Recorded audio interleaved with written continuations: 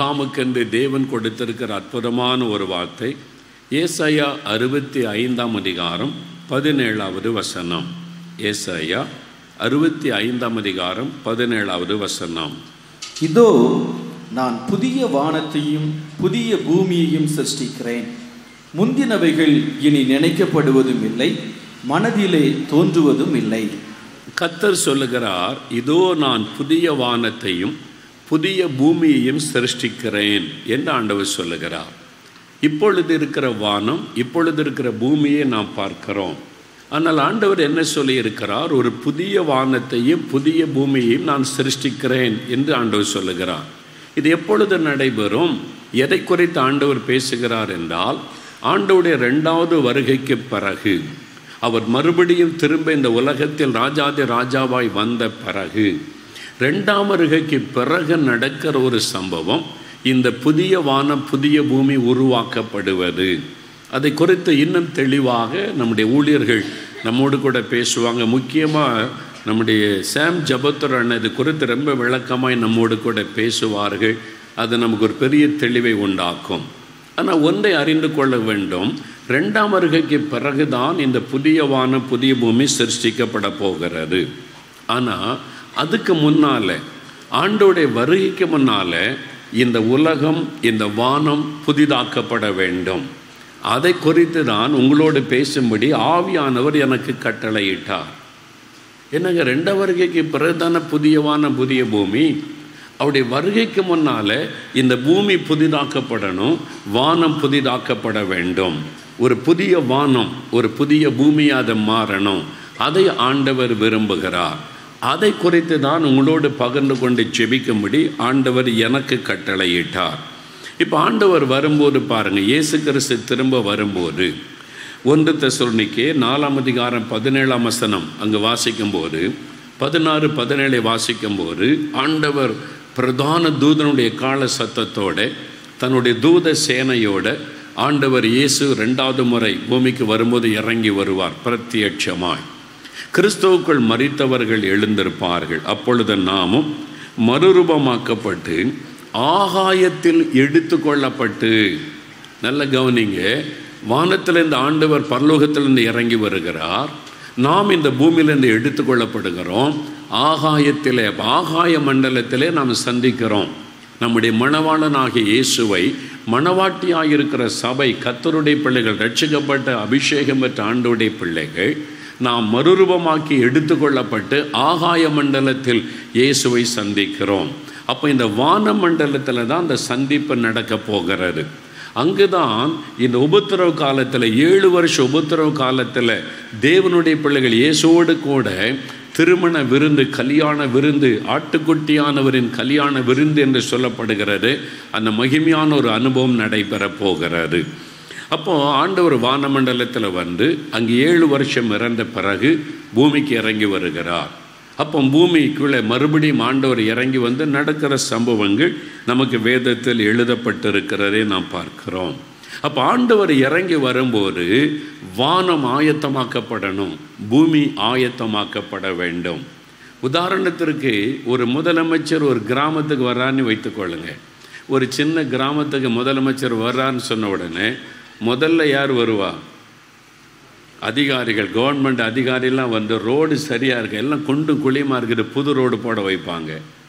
மரங்கள் செடிகளெல்லாம் ரோட்டில் விழுந்து கிடக்கு, அதெல்லாம் கட் பண்ணி க்ளீன் பண்ணி ரோட்டை கிளியர் பண்ணி கொடுப்பாங்க. கிராமத்தை சுத்தம் பண்ணுறதுக்கு ஆளை விட்டு, முதலமைச்சர் வரும்போது எல்லாம் சுத்தமாக இருக்கணும், நீட்டாக இருக்கணும், ஆளை விட்டு எல்லாத்தையும் சுத்தம் பண்ணி நீட்டாக வச்சுருப்பாங்க. இதெல்லாம் நடக்குதா இல்லையா? நான் ஒரு முதலமைச்சர் வரும்போது அவங்க வழி ஆயத்தமாக்கப்படுகிறது, அவங்க வருகிற அந்த இடம் க்ளீன் பண்ணப்பட்டு ஆயத்தமாக்கப்படுகிறது. அதுவே ஒரு பிரதமர் வர்றதா இருந்தால் எப்படி இருக்கும்? இன்னும் பலமான ஆயத்தமாக இருக்கும். எல்லாத்தையும் புத்தம் புதுசாக மாற்றிடுவாங்க, ஆயத்தப்படுத்தப்படுகிறார். ஒரு ராஜா ஒரு இடத்துக்குள்ளே வரும்போது அதுக்கான ஆயத்தம் செய்யப்படுகிறார். இயேசு கிறிஸ்து ராஜாதி ராஜாவாய் கத்தாதி கத்தாவாய் வரப்போகிறார். அல்லேலூயா. அப்போது வானமண்டலம் ஆயத்தமாக்கப்படணும், இந்த பூமி ஆயத்தமாக்கப்படணும். அப்படி என்ன இருக்குது வானமண்டலத்தில், என்ன இருக்குது இந்த பூமியிலன்னு சொன்னீங்கன்னு சொன்னால், எபேசியர் 6ஆம் அதிகாரத்தில் பவுல் அப்போஸ்தலன் அதை குறித்து ஒரு அருமையான காரியத்தை எழுதுகிறார். ஒரு ஆவிக்குரிய சத்தியம் அங்கே எழுதப்படுகிறார். எபேசியர் 6ஆம் அதிகாரம் 10 முதல் 13 வசனத்தை நீங்கள் வாசிக்கும் போது அவர் தெளிவான ஒரு காரியத்தை அவர் எழுதுகிறார். முக்கியமாக 12வது வசனம் பாருங்கள். 12ஆம் வசனம், ஏனெனில் மாம்சத்தோடும் இரத்தத்தோடும் அல்ல, துரைத்தனங்களோடும் அதிகாரங்களோடும் இப்பிரபஞ்சத்தின் அந்தகார லோகாதிபதிகளோடும் வான மண்டலத்தில் உள்ள பொல்லாத ஆவிகளின் சேனைகளோடும் நமக்கு போராட்டம் உண்டு. 4 விதமான பிசாசனுடைய கிரியைகள், சாத்தானுடைய கிரியைகளை அவர் எழுதுகிறார். ஒன்று, துரைத்தனம் பண்ணுகிற ஆவிகள். அடுத்தது, அதிகாரத்தில் கிரியை செய்கிற ஆவிகள். அடுத்தது, அந்தகார லோகாதிபதிகள். அடுத்தது, வான மண்டலத்தில் கிரியை செய்கிற பொல்லாத ஆவிகளின் சேனை. அவர் கூட இப்போ வானமண்டலத்தில் என்ன இருக்குதா? பொல்லாத ஆவிகளின் சேனை. இப்போ பூமியினுடைய வானமண்டலத்தில் பொல்லாத ஆவிகளின் சேனை இருக்கிறது என்று வசனம் குறிப்பிடுகிறது. அந்த வானமண்டலத்தில் தான் இயேசு வந்து நிற்க போகிறார். அங்கே தான் இயேசுவை நாம் சந்திக்க போகிறோம். ஆனால் இப்போ அந்த வானமண்டலத்தில் யார் இருக்கிறா? சாத்தான், பொல்லாத ஆவிகளின் சேனை இருக்கிறது. அது கிளியர் பண்ணப்படணும், அது அப்புறப்படுத்தப்படணும். அல்லேலூயா சொல்லுங்க. அது அப்புறப்படுத்தப்படணும். யாருங்க அப்புறப்படுத்துறது? அந்த அதிகாரம் நமக்கு கொடுக்கப்பட்டிருக்கிறது. நம்ம தான் அதை கிளியர் பண்ணணும். வானமண்டலத்தின் அந்த ஆவிகளை விரட்டி கிளியர் பண்ணி, எங்கள் ராஜா வரப்போகிறாரு, எங்கள் மணவாளன் வரப்போகிறார், நாங்கள் ஒரு வானமண்டலத்தில் சந்திக்க போகிறோம், உனக்கு அங்கே இடம் கிடையாதுன்னு சொல்லி நம்ம தான் அதை கிளியர் பண்ணணும். அதே மாதிரி பூமிக்கு வரும்போது பூமியில் கிரியை செய்கிற இந்த 3 விதமான ஆவிகள், துரைத்தனம் பண்ணுகிற ஆவிகள், அதிகாரத்தில் கிரியை செய்கிற ஆவிகள், அந்தகார லோகாதிபதி. இந்த நீங்கள் நல்லா கவனித்து தியானித்து பார்த்தா பவுல் அப்போஸ்தலனை கொண்டு ஆவியானவர் அழகாக எழுதி வைத்திருக்கிறார். இந்த 4 விதமான ஆவிகள் அந்த சாத்தானுடைய கிரியைகளுக்குள்ளே பிசாசனுடைய சகல கிரியைகளும் அடங்கி இருப்பதை பார்க்க முடியும். அதனால தான் இந்த ஆவிகளை குறிவைத்து எதிர்த்து தாக்கணும், அதோடு யுத்தம் பண்ணணும், போராட வேண்டும் என்பதாக ஆவியானவர் தெளிவாக எழுதி வைத்திருக்கிறார். இப்போ முதலாவது நாம் இன்னைக்கு பார்க்கிறது புதிய வானம். புதிய வானம் உண்டாகணும். அல்லேலூயா சொல்லுங்க. இப்போ வானத்தில் பொல்லாத ஆவிகளின் சேனை இருக்கிறது. அந்த ஆவியினுடைய கிரியைகள் அப்புறப்படுத்தப்பட்டு ஒரு புதிய வானம் உண்டாகணும். இப்போ இயேசு கிறிஸ்து முதல் முறை இந்த உலகத்துக்கு வந்தபோது வழியை ஆயத்தப்படுத்துவதற்கு யார் வந்தான்? யோவான் ஸ்நானகன் வந்தான். அவர் வருகிறார், ஆட்டுக்குட்டியானவர் வருகிறார், ராஜா மனிதனாய் இறங்கி வருகிறார், வழி ஆயத்தமாக்கப்படணும். யோவான் ஸ்நானகனை முன்தூதனாய் கர்த்தர் அனுப்புகிறார். யோவான் ஸ்நானகன் வந்து பிரசங்கம் பண்ணி ஜனங்க மனம் திரும்புகிறாங்க, ஞானஸ்நானம் எடுக்கிறாங்க, வழியை ஆயத்தப்படுத்துகிறார் ஒரு முன்தூதனாக. அந்த ஆயத்தப்படுத்தப்பட்ட உடனே இயேசு இறங்கி வருகிறார். அதை நம்ம இடத்துல பார்க்கிறோம். அப்போ 2வது முறை இயேசு திரும்ப இந்த உலகத்துக்குள்ளே வரும் முன்பாக இந்த பூமி ஆயத்தமாக்கப்பட வேண்டும், வானம் ஆயத்தமாக்கப்பட வேண்டும், வழி கிளியராக்கப்பட வேண்டும். அதை செய்யும்படிக்கு தான் தேவன் உங்களையும் என்னையும் ஏற்படுத்தி வைத்திருக்கிறார். அல்லேலூயா. அன்னைக்கு ஒரு யோவான் ஸ்நானகன், இன்றைக்கு நம்மை திரளான பேரை கர்த்தர் எழுப்பி வைத்திருக்கிறார். அல்லேலூயா. ஆயத்தமாக்கப்படுவதற்காக ஒரு புதிய வானம் உண்டாகணும், ஒரு புதிய பூமி உண்டாகணும். இப்போ இருக்கிற சாத்தானுடைய அந்த பொல்லாத ஆவியினுடைய கிரியைகள் மடங்கடிக்கப்பட்டு ஒரு சுத்திகரிப்பு உண்டாக்கப்பட வேண்டும். அப்போ ஆண்டவர் வந்து அங்கே நிற்க முடியும். முன் தூதனாக நாம் நின்று செயல்படதான் இங்கே ஆண்டவர் எழுதியிருக்கிறார். நமக்கு போராட்டம் உண்டு. அதனால தான் பாருங்க 13ஆம் வசனத்தில், ஆகையால் தீங்கு நாளில் அவைகளை நீங்கள் எதிர்க்கவும். அந்த வசனம் சொல்லுகிற தீங்கு நாளில் நீங்கள் அவனை எதிர்க்கவும், சகலத்தையும் செய்து முடித்தவர்களாய் நிற்கவும், திராணி உள்ளவர்களாய் இருக்கும்படிக்கு சர்வாயுத வர்க்கத்தை எடுத்துக்கொள்ளுங்கள். தீங்கு நாள், அதுதான் ஆண்டவருடைய வருகையின் நாள். அந்த நாளில் நம்ம எல்லாவற்றையும் செய்து முடித்தவங்களாக நிற்கணும். எல்லாம் சரியாக்கப்பட்டு விட்டது, இப்போ ஆண்டவருடைய வருவதற்கு எல்லாம் ஆயத்தமாக்கப்பட்டு விட்டது என்று சொல்லும்படி அந்த தீங்கு நாளிலே சகலத்தை செய்து முடித்தவளாய் நிற்க என்று வேத வசனம் சொல்லுகிறார். அப்போ ஆண்டவருடைய அந்த வருகையின் நாளுக்கு இந்த வானம் ஆயத்தமாக்கப்பட்டு புதிய வானமாய் மாற வேண்டும். இப்போ இருக்கிற அந்த வானமண்டலத்தில் கிரியை செய்கிற பொல்லாத ஆவிகளின் சேனைகள் அப்புறப்படுத்தப்பட வேண்டும். அதனால் இன்றைக்கு வானமண்டலத்தில் கிரியை செய்கிற ஆவிகள் அதை எப்படி கிளியர் பண்ணுவது, அதற்கு நாம் எப்படி ஜெபிப்பது என்பதை தியானித்து ஜெபிக்க போகிறோம். நாளை தினத்தில் இந்த பூமியில் கிரியை செய்கிற ஆவிகள் அது எப்படி அப்புறப்படுத்தப்பட்டு ஆண்டோடைய வருகைக்கு இந்த பூமி ஆயத்தமாக இருக்க வேண்டும், அதை குறித்து நாம் தியானிக்க போகிறோம். முதலாவது பாருங்க, வானமண்டலத்தில் கிரியை செய்கிற பொல்லாத ஆவிகளின் சேனை. ஆவியானவர் எழுதி வைத்திருக்கிறார், வானமண்டலங்களிலே கிரியை செய்கிற பொல்லாத ஆவிகளின் சேனை. ஒரு பெரிய சேனை அங்கே இருக்கிறது. எப்படி வந்தது, அது எப்படி அந்த இடத்தை பிடித்து கொண்டது அப்படின்னு சொன்னால், ஆண்டவருடைய சிருஷ்டிப்பை நம்ம கவனமாய் பார்க்கும்போது ஆண்டவர் சாத்தானை சிருஷ்டிக்கவில்லை, பிசாசை ஆண்டவர் சிருஷ்டிக்கவில்லை. மனிதனை உண்டாக்குவதற்கு முன்பாய் தேவ தூதர்களை உண்டாக்கினார். அதில் 3 பிரதான தூதர்கள், கோடிக்கணக்கான தூதர்கள் ஆண்டவர் சிருஷ்டித்தார். அதில் 3 பிரதான தூதர்கள் நாம் அறிந்திருக்கிறபடி கேப்ரியல் தூதன், மிகாவேல் தூதன். கேப்ரியல் தூதன் தேவனிடத்திலிருந்து செய்தியை கொண்டு வருகிறவர், நம்மிடத்திலிருந்து செய்தியை பரலோகத்திற்கு கொண்டு செல்லுகிறவர். அதனுடைய கூட்டம் கேப்ரியலர்கள் சொல்கிறாங்க. மிகாவேல் தூதன் அவன் ஒரு யுத்த தூதன், அவன் யுத்தம் பண்ணுகிறவன். அவன் தான் யுத்தம் பண்ணுகிற தூதர்களுக்கு தலைவனாக இருந்து பாதுகாக்கிற தூதன், யுத்தம் பண்ணுகிற தூதன் என்று பார்க்கிறோம். இன்னொரு பிரதான தூதன் இருந்தால் லூசிஃபர் என்பது. இந்த லூசிஃபர் என்று தமிழ் எழுதப்படவில்லை. அதனுடைய ஒரிஜினல் இதில் நீங்கள் பார்க்கும்போது அந்த லூசிஃபர் என்கிற வார்த்தையை பார்க்க முடியும். இதை குறித்து அறிந்து கொள்ள ஏசாயா 14ஆம் அதிகாரம் 12 முதல் 20 வசனங்கள், எசேக்கியேல் 28ஆம் அதிகாரம் 12 முதல் 19 வசனங்கள், ஏசாயா 14 12 20, எசேக்கியேல் 28 12 19. இந்த வசனங்களை வாசிக்கும் போது இந்த சாத்தானை குறித்து அவன் எப்படி தள்ளப்பட்டு போனான் என்பதை குறித்து வேதத்தில் சொல்லப்பட்டிருக்கிறது. அவனுக்குள்ளே ஒரு பெருமை உண்டானது. இந்த லூசிஃபர் தான் தேவனை ஆராதிப்பதில் எப்பவும் கர்த்தர் பக்கமாய் நின்று ஆராதனை செய்வதிலே ஒரு மேன்மையான தூதனாக அவன் உருவாக்கப்பட்டு வைத்திருந்தான். ஆண்டவர் அவனை உருவாக்கி வைத்திருந்தார். அவனுக்குள்ளே ஒரு பெருமை எழும்புகிறது. நான் ஏன் இவர் ஆராதிக்கணும், நான் அவருக்கு மேலாக என் சிங்காசனத்தை ஸ்தாபிப்பேன், எல்லாரும் என்னை ஆராதிக்க வேண்டும் என்ற ஒரு பெருமை அவனுக்குள்ள எழும்பினதுனால தேவன் அவனை பரலோகத்திலிருந்து தள்ளி போட்டார். இனிமேல் இந்த பரலோகத்தில் உனக்கு இடம் கிடையாது, இங்கே இருந்து போய் என்று அவனை தள்ளி போட்டார். அந்த சாத்தானோடு கூட சேர்ந்து கலகம் பண்ணின தூதர்கள் 3ல் 1 என்று சொல்லப்படுகிறார். அப்போ 3ல் 1 தூதர்கள் லூசிஃபரோடு சேர்ந்து கலகம் பண்ணினார்கள். அவனோடு சேர்ந்து ஒரு லட்சக்கணக்கான தேவதூதர்கள் சாத்தானாய் மாறி போனார்கள். அப்படி பரலோகத்திலிருந்து தள்ளப்பட்ட அந்த தேவனுடைய ஒரு பிரதான தூதன் தான் சாத்தானாய் மாறி போனான் என்று வசனம் சொல்லுகிறார். அவன் கூட சேர்ந்த தூதர்கள் தேவ தூதர்களும் பிசாசாய் மாறி போனார்கள். ஒரு பெரிய சேனையாக அவன் வானத்திலிருந்து தள்ளப்பட்ட போது பூமியில் வந்தவன் இருக்க முடியாது. பூமி மனிதர்களுக்கு கொடுக்கப்பட்டு விட்டது. மனிதர்களுடைய கையில் தேவன் பூமியை கொடுத்து விட்டதுனால பூமியிலே வந்து அவன் வாசம் பண்ணி இருக்க முடியாது. வானத்தில் தேவன் இருக்கிறார், பரலோகத்துக்குள்ளே பிரவேசிக்க முடியாது.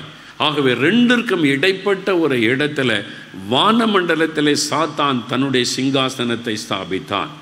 இதெல்லாம் வசனத்தில் எல்லாம் வசனத்தை சொல்ல எனக்கு ஞானம் இல்லை. அதெல்லாம் நம்ம பைபிளை வாசிக்கும் போது அறிந்து கொள்ளலாம். வானமண்டலத்தில் சாத்தான் தன்னுடைய சிங்காசனத்தை ஸ்தாபித்து அந்த கோடிக்கணக்கான தூதர்கள், தள்ளப்பட்ட தூதர்கள் பிசாசின் கூட்டத்தோடு சேர்ந்து தன்னுடைய ராஜ்யத்தை வானமண்டலத்திலே அமைத்து கொண்டான். அதைத்தான் வேதம் சொல்லுகிறது, வானமண்டலங்களில் உள்ள பொல்லாத ஆவிகளின் சேனை. ஒரு பெரிய ஆர்மி, அவன் ஒரு பெரும் கூட்டமாய் கோடிக்கணக்கான தள்ளப்பட்ட தூதர்கள் பிசாசாய் மாறி போனவர்களோடு வானமண்டலத்திலே தன்னுடைய ராஜ்யத்தை ஸ்தாபித்து கொண்டான். வானமண்டலத்தில் தன்னுடைய சிங்காசனத்தை அமைத்து கொண்டு அங்கே அவன் தன்னுடைய ராஜ்யத்தை அமைத்து கொண்டான் என்பதாக நாம் பார்க்கிறோம். அங்கிருந்து கொண்டவன் பூமிக்குள்ளே வந்து கிரியை செய்து தன்னுடைய காரியத்தை சாதித்து கொண்டிருக்கிறான். பூமியை கண்ட்ரோல் பண்ண அவன் இங்கிருந்து அவன் காரியங்களை செய்கிறான். நாளை தினம் அதை குறித்து வேத வசனத்தின் வெளிச்சத்தில் தெளிவாய் பார்க்கலாம். ஆனால் அவன் வானமண்டலத்தில் இருந்து கொண்டே பூமியிலே தன்னுடைய கிரியைகளை செய்து கொண்டு சாதித்து கொண்டிருக்கிறான். அதான் வானமண்டலத்தில் கிரியை செய்கிற ஆவிகள். அதை நாம் பார்க்க முடியும். சாதாரணமாக பார்த்தா வானம் தெளிவாக தெரியும், ஒன்றுமே நமக்கு தெரியாது. அது ஒரு ஆவிக்குரிய உலகம், ஸ்பிரிச்சுவல் வேர்ல்டு. தேவதூதர்களை மாம்ச கண்களால் பார்க்க முடியாது, அவங்க ஆவிக்குரியவர்கள். ஆனால் தேவதூதர்கள் இங்கே இருக்கிறாங்க. ஒவ்வொரு ரட்சிக்கப்பட்ட பிள்ளைகளுக்கும் தேவதூதர்களை தேவன் கொடுத்திருக்கிறார். சின்ன குழந்தைகளுக்காக கூட தேவதூதர்கள் நியமிக்கப்படுகிறார்கள், அந்த குழந்தைகளை பாதுகாக்க என்று இயேசுவே சொல்லி இருக்கிறார். அப்போ தேவதூதர்கள் இப்போ இந்த இடத்துல திரளாக இருக்கிறாங்க, நம்ம கண்ணால் பார்க்க முடியல. ஆனால் அவங்களுடைய ஆவிக்குரிய கண்கள் திறக்கப்பட்டால் அவர்களை பார்க்க முடியும். அல்லேலூயா. உங்களுடைய ஆவிக்குரிய கண்கள் திறக்கப்பட்டால் நீங்கள் பார்க்க முடியும். நான் பல முறை அதை பார்க்க ஆண்டவர் கிருபை கொடுத்திருக்கிறார். அந்த தேவதூதர்கள் இந்த இடத்தில் நிரம்பி இருக்கிறதை நீங்கள் பார்க்க முடியும். நீங்கள் அந்த மாதிரி ஒரு அனுபவத்துக்குள்ளே வந்து ஜெபிச்சிங்க, ஆண்டவருடைய சமூகத்தில் கேட்டீங்க, அந்த அபிஷேகத்தில் நிரம்பி ஒன்று விசுவாசத்தோடு கேட்டீங்கன்னா உங்களுடைய கண்களால் தேவன் உங்களுக்கென்று நியமித்திருக்கிற தூதனை பார்க்க முடியும். ஒரு இடத்துல தேவ தூதர்கள் பிரசன்னமாக இருப்பதை பார்க்க முடியும். அது நீங்கள் விசுவாசத்தோடு தாகத்தோடு ஜெபிக்கும் போது அந்த நுட்பத்தை பெற முடியும். நான் ஊழியத்துக்கு அழைக்கப்பட்ட போது 74ஆம் வருஷம், 75வது வருஷத்தில் என்னை முழுமையாக நான் ஒப்பு கொடுத்த சமயம், சென்னையில் ஒரு தீர்க்கதரிசி அம்மா இருந்தாங்க, மிஸ்ஸஸ் எட்வர்ட்ஸ் அப்படின்னு ராயப்பேட்டையில். எனக்கு அவங்களுக்கு தெரியாத அந்த நாட்களில் தீர்க்கதரிசனன்னா என்னன்னு தெரியாது எனக்கு. ஒரு தாயார் என்னை ஜெபிக்க கூட்டிகிட்டு போனாங்க. அவங்க என் பேரை மட்டும் கேட்டாங்க, ஜெபிச்சுட்டு அப்படியே எல்லாம் என் லைஃபே சொல்கிறாங்க.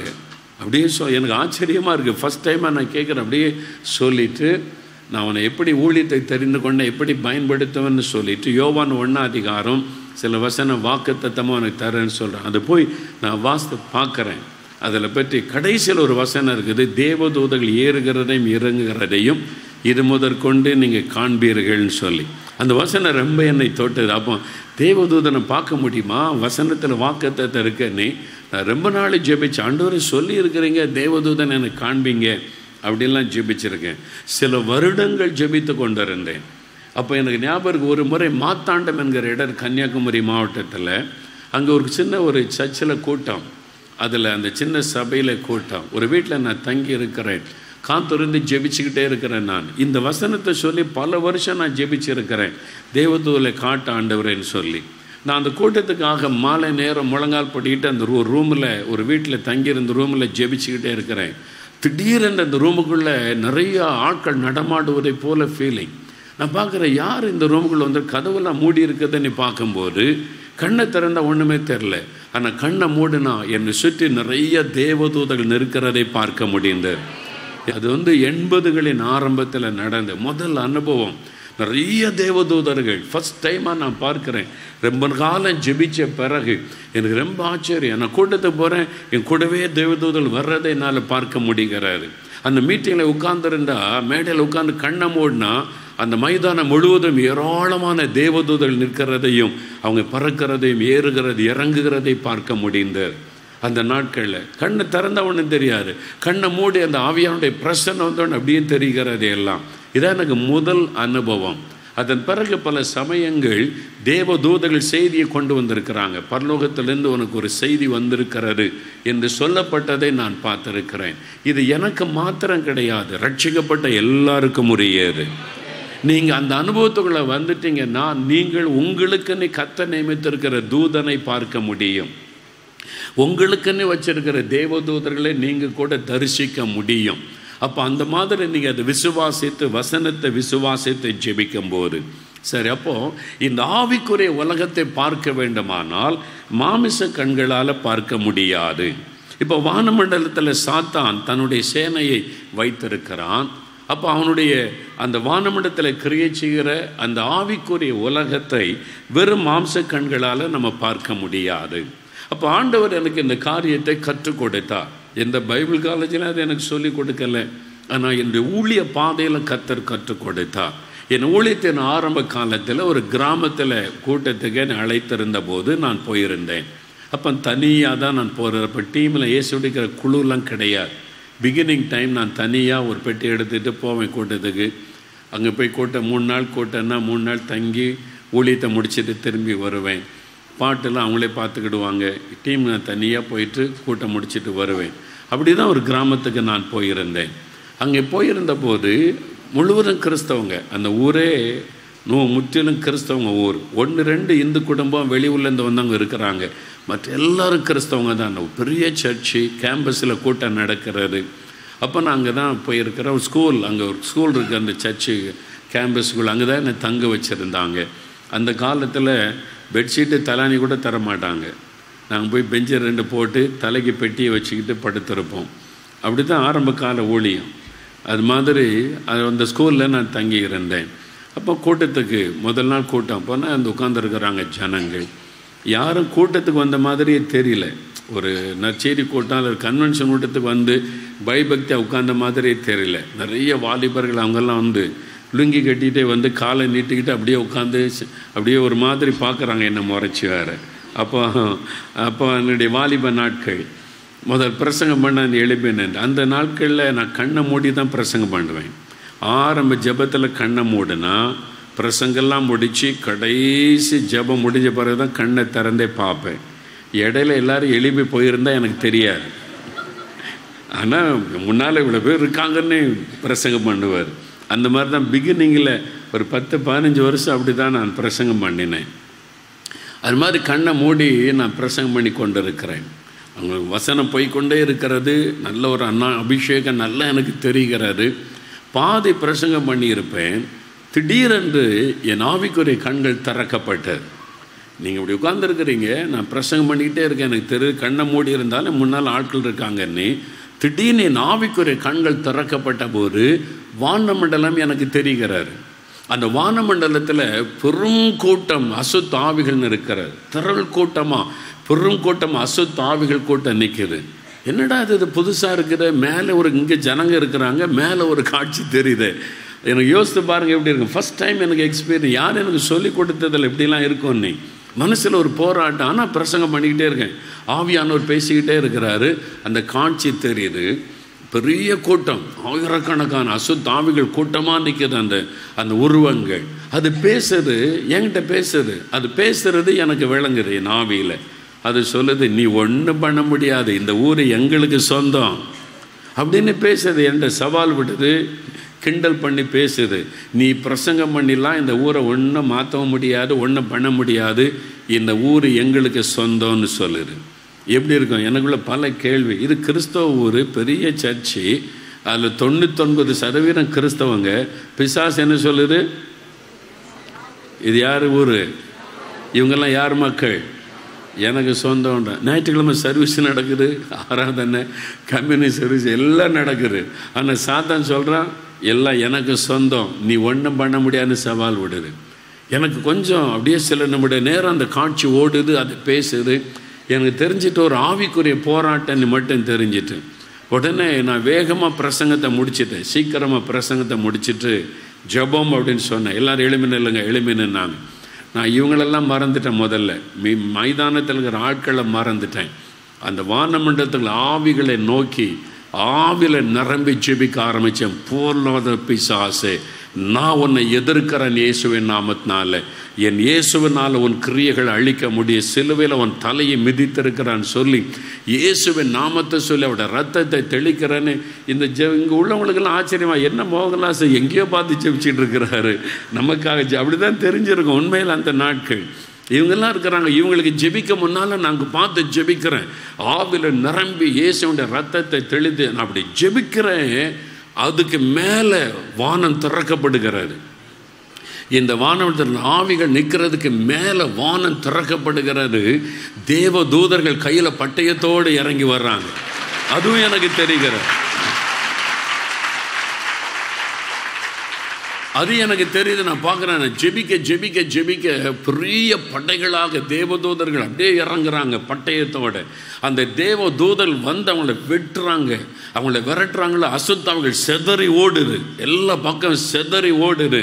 அந்த தேவதூதல் அதை விரட்டிட்டு அந்த ஏரியா முழுவதும் அப்படி கவர் பண்ணி அப்படியே கம்பீரமாக நிற்கிற காட்சியை நான் பார்த்தேன்.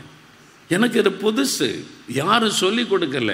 கூட்டம் முடிஞ்சிட்டு எனக்குள்ள பல கேள்வி, என்னது இது, வாட் இஸ் திஸ், இது மாதிரி நான் கேள்விப்பட்டதில்லை, பார்த்ததில்லை. 80களின் ஆரம்பம் இந்த மாதிரி வேத வெளிச்சம் அந்த நாட்களில் கிடையாது, யாரும் சொல்லி கொடுத்ததும் இல்லை. நான் போய் ரூமில் ஜெபிக்கிறது, என்னது ஆண்டவரே எனக்கு ஒன்றும் புரியலைன்னு சொன்னேன்.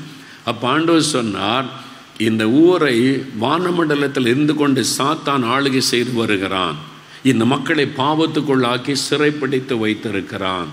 நீ ஜெபிச்சதுனால தேவதூதர்கள் இறங்கி வந்து அந்த ஆவிகளை விரட்டினாங்க. இப்போ என்ன நடக்குதுன்னு பாருன்னு சொன்னார். நான் பாருங்க, அந்த கூட்டம் முடிஞ்ச உடனே அந்த வாலிபர்களை கூப்பிட்டு கேட்டேன், என்னையா அவங்க ஊர் கிறிஸ்தவங்க ஊருன்னு சொல்கிறீங்க, சாத்தான் வந்து ஏன் ஊருன்னு சொல்கிறானேன்னு சொன்னேன். அவங்க சொன்னாங்க, பிரதர் நாங்கள் சொல்ல மறந்துட்டோம், எங்கள் ஊர் கிறிஸ்தவங்க ஊர் தான், ஆனால் இப்போது நீங்கள் வாங்க, ராத்திரி 11 மணி இருக்க வந்து பாருங்கள், எல்லாம் ஃபேமிலியாக உட்காந்து தண்ணி அடிப்பாங்க, குடும்பமாக கணவன் மனைவி எல்லாரும் குடிப்பாங்க மதுபானம். எங்கள் ஊரில் கூட்டமே நடந்தது கிடையாது, கன்வென்ஷன் கூட்டமே வைக்க மாட்டாங்க. பிரசங்கியார் வந்தால் பாவத்தை பற்றி பேசுவாருன்னு அவங்க வந்து ஏதாவது டான்ஸு, கதை காலட்சேபம், தமாஸ் அப்படி தான் வைப்பாங்க. எப்படியோ நாங்கள் சில வாலிபர்கள் ரட்சிக்கப்பட்டோம், நாங்களும் அப்படி தான் இருந்தோம். ரட்சிக்கப்பட்டதுனால நம்ம ஊரில் ஒரு எழுப்புதல் வரணும், ஒரு கூட்டம் வைக்கணும், நாங்கள் சண்டை போட்டு தான் உங்களை வர வச்சுருக்கிறோம் அப்படின்னு சொன்னாங்க. அதான் விஷயமா அப்படின்னு பார்த்தா, கிறிஸ்தவங்க சர்ச்சுக்கு போகிறவங்க, காணி கொடுக்குறவங்க, சாத்தான் சொல்கிறான் இவங்கெல்லாம் எனக்கு சொந்தம், வானமண்டலத்திலிருந்து கொண்டு அவங்கள குடிக்க வச்சு அவங்கள தன்னுடைய ஆளுகைக்குள்ளே வைத்திருக்கிறான். அந்த ஆவிகள் துரத்தப்பட்டவன என்ன நடந்துச்சு தெரியுமா? முழுசும் சொல்ல டைமில் அதே ராத்திரியில் 4 வாலிபர்கள் 1 by 1 என்னை தேடி வந்தாங்க. ராத்திரி 12 மணிக்கு 1 மணிக்கு வாலிபர்கள் வந்து, நீங்கள் ஜெபம் பண்ண பிறகு எனக்குள்ள ஒரு மாற்றம், உங்களை கிண்டல் பண்ணிட்டு தான் நான் உட்கார்ந்துருந்த பிரசங்கத்தை கேட்டு கொண்டு இருந்து, அந்த கடைசியாக ஒரு ஜெபிச்ச பிறகு என்னதோ எங்களுக்குள்ள நடந்துட்டு, நாங்கள் என்ன செய்யணும், ரட்சிப்பை பற்றி பேசி முழங்கால் படியிட்டு கண்ணீரோடு இயேசு ஏற்றுக்கொண்டாங்க. ஒரே ராத்திரிக்குள்ள 4 வாலிபர்கள் ரட்சிக்கப்பட்டாங்க. அவங்க என்னை தேடி வந்தாங்க, நான் தங்கியிருந்த இடத்துக்கு தேடி வந்து அவங்க அப்போ தான் ஆண்டவர் சொன்னார், அந்த ஆவி துரத்தப்பட்ட உடனே இவங்க ரட்சிக்கப்படுகிறார்கள், அவங்களுக்குள்ளே மனம் திரும்புதல் உண்டாகிறது. அப்போ இவங்களை கண்ட்ரோல் பண்ணுகிற ஆவி பரலோகத்தில் அந்த வானமண்டலத்தில் இருந்து கொண்டு சாத்தான் இந்த ஊரை தன்னுடைய கண்ட்ரோல் பண்ணி அந்த மக்களை பாவத்துக்கு அடிமையாக்கி வச்சிருக்கிறான். அப்போ வானமண்டலத்தின் ஆவி துரத்தப்பட்டால் ஊருக்குள்ள மாற்றம் வரும், ஒரு பட்டணத்துக்குள்ள மாற்றம் வரும், ஒரு மாவட்டத்துக்குள்ள மாற்றம் வரும். இதை ஆண்டவர் எனக்கு கற்றுக் கொடுத்தார். அதன் பிறகு பல இடங்களில் அந்த காரியங்களை நான் அறிந்து கொள்ள ஆண்டவர் எனக்கு உதவி செய்கிறார். சில ஊர்களுக்கு போனால் வேசித்தனத்தின் ஆவி அப்படியே அந்த ஊருக்குள்ள ஆளுகை செய்யும், நல்ல தெரியும் ஜெபிக்கும் போது. சில ஊருக்குள்ளே போனால் தற்கொலையின் ஆவி அங்கே பலமாய் கிரியை செய்யும். சில ஊருக்குள்ளே போனால் அந்த குறி சொல்லுகிற ஆவி அந்த மக்களை அடிமையாக்கி வச்சது தெரியும், ஆவியானவர் வெளிப்படுத்துவார். அந்த ஆவியனுடைய ரூபம் கூட தெரியும். ஆண்டவர் அந்த ஆவியை எதிர்த்து ஜெபிச்சு பயன் பண்ணிட்டா ஜனங்கள் அப்படியே மனம் திரும்பி ரட்சிக்கப்படுவதை பார்க்க முடியும். இதை ஆண்டவர் எனக்கு கற்றுக் கொடுத்தார். இதான் வானமண்டலத்தின் ஆவிகள். இப்படி தான் ஒவ்வொரு ஊர் பட்டணம் இதையெல்லாம் சாத்தான் இப்படி கிரியை செய்கிறான். அதனுடைய கிரியை அழிக்கப்படணும், விரட்டப்படணும். அந்த ஜபத்தை ஆண்டவர் எனக்கு கற்றுக் கொடுத்தார். அல்லேலூயா. அப்போ நம்முடைய ஒவ்வொரு கிராமம், ஒவ்வொரு பட்டணம், ஒவ்வொரு மாவட்டம், ஒவ்வொரு மாநிலத்திற்கு மேலே சாத்தான் தன்னுடைய ராஜ்யத்தை ஸ்தாபித்து வைத்து கொண்டு அவன் ஜனங்களை வஞ்சித்து ஏமாற்றி அடிமையாக்கி வைத்திருக்கிறான். அவனை விரட்டணும். அல்லேலூயா சொல்லுங்க. நம்ம விரட்ட முடியுமா? அல்லேலூயா சொல்லுங்க. ஒருவன் 1000 பேரை துரத்துவான், 2 பேர் சேர்ந்தா 10,000 பேர், 10,000 பேரை விரட்டிடலாம். அப்போ இவ்வளோ ஆயிரக்கணக்கான பேர் சேர்ந்தா தமிழ்நாட்டில் இருக்கிற அத்தனை பிசாசை விரட்டிடலாம். அல்லேலூயா. அதனால தான் ஆண்டவர் நம்மோடு பேசுகிறாரு, நீங்கள் தான் வானத்தை கிளியர் பண்ணணும். பிசாசு என் நாமத்தினாலே பிசாசை துரத்துவாருங்க. அந்த அதிகாரம் கொடுக்கப்பட்டு இருக்கிறது. பிசாசு துரத்துறன்னா ஒரு ஆளுக்குள்ளே இருக்கிற பிசாசை மாத்திரமல்ல. நம்ம உடனே பிசாசு துரத்துறதுன்னா ஒரு ஆளுக்குள்ளே இருக்குது, இந்த பெண்ணுக்குள்ளே இருக்குது, இந்த ஆணுக்குள்ளே இருக்குது, அந்த ஆவியை பிடிச்சி துரத்துறதுன்னு. அது மாத்திரம் அல்ல, ஒரு ஊரில் இருக்கிற பிசாசை விரட்டணும், ஒரு பட்டணத்தில் இருக்கிற பிசாசை விரட்டணும், வானமண்டலத்தில் இருக்கிற ஆவியை நம்ம விரட்டணும். அந்த அதிகாரம் நமக்கு கொடுக்கப்பட்டு இருக்கிறாரு, ஒவ்வொருவருக்கும் கொடுக்கப்பட்டு இருக்கிறாரு. இதை குறித்து இன்னும் எனக்கு தெளிவுபட ஆண்டவர் ஒரு காரியத்தை சொன்னார். டாக்டர் பால் யங்கிச்சோ அவர்கள் தென்கொரியாவில், உங்களுக்கு தெரியும் பால் யங்கிச்சோ அவங்களை பற்றி. அவங்களுடைய புக்கில் ஒன்று வாசித்த போது ஒரு காரியத்தை அறிந்து கொண்டேன். ஒரு சமயம் அமெரிக்காவிலேருந்து ஒரு ஊழியக்காரர் வந்தார். அவர் தென்கொரியாவில் டாக்டர் பால் யங்கிச்சோ கூட்டம் ஒழுங்கு பண்ணியிருந்தார். வருகிற வழியில் ஜெர்மனியில் அவர் பிரசங்கம் பண்ணினார். 3 நாள் கூட்டம் ஜெர்மனி தேசத்தில். அவர் நல்லா ப்ரிப்பேர் பண்ணி ஆவியில் நிரம்பி ஜெபம் பண்ணி போய் பிரசங்கம் பண்ணினார். அவர் பிரசங்கம் பண்ணால் ஜனங்க யாரும் மனம் திரும்பலை, அப்படியே பொம்மை மாதிரி உட்காந்து கேட்டாங்க, எழும்பி போயிட்டாங்க. ஜனங்க யாரும் இயேசு ஒப்பு கொடுக்கவும் இல்லை, மனம் திரும்பவும் இல்லை. ரொம்ப மனம் சோர்ந்து போனார். எவ்வளோ ஜெபிச்சு எவ்வளோ ப்ரிப்பேர் பண்ணி வந்து பிரசங்கம் பண்ணேன், ஒரு ஆத்மா ரட்சிக்கப்படலையேன்னு சொல்லிட்டு.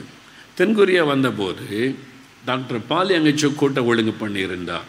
அவ்வளோ ஜனங்க திரள் கூட்டமாக கூடி வந்திருந்தாங்க.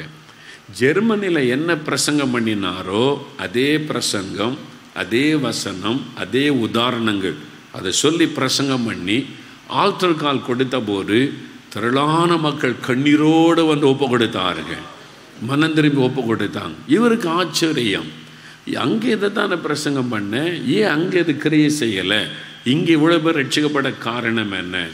டாக்டர் பால் யங்கிச்சோக்கிட்ட இதை பற்றி கேட்டார். நான் இது தான் அங்கே பிரசங்கம் பண்ணேன், யாரும் ரட்சிக்கப்படல ஜெர்மனியில், இங்கே இவ்வளோ பேர் ரட்சிக்கப்படுறாங்களே, என்ன ரகசியம்னு கேட்டபோது பால் யங்கிச்சோ சொன்னார், தென்கொரியா தேசத்தில் நாங்கள் உபவாசம் பண்ணி ஜெபித்து எங்கள் தேசத்தின் வானமண்டலத்தில் இருக்கிற ஆவிகளை நாட்டை விட்டே விரட்டி விட்டோம்.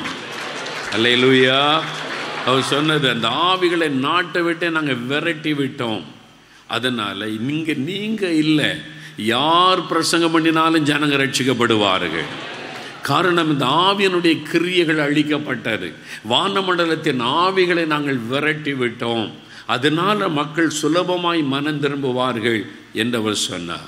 அப்போ நம்முடைய தேச மக்கள் சுலபமாக மனம் திரும்பணுமானா யார் விரட்டப்படணும்?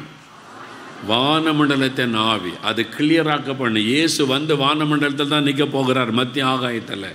இப்போ அங்கே அவன் உட்கார்ந்துருக்கிறான். நம்ம சொல்லணும், உனக்கு இடம் கிடையாது, உன்னை இயேசுவின் நாமத்தில் விரட்டுகிறோன்னு நம்ம தான் விரட்டணும். அல்லேலூயா சொல்லுங்க, அல்லேலூயா.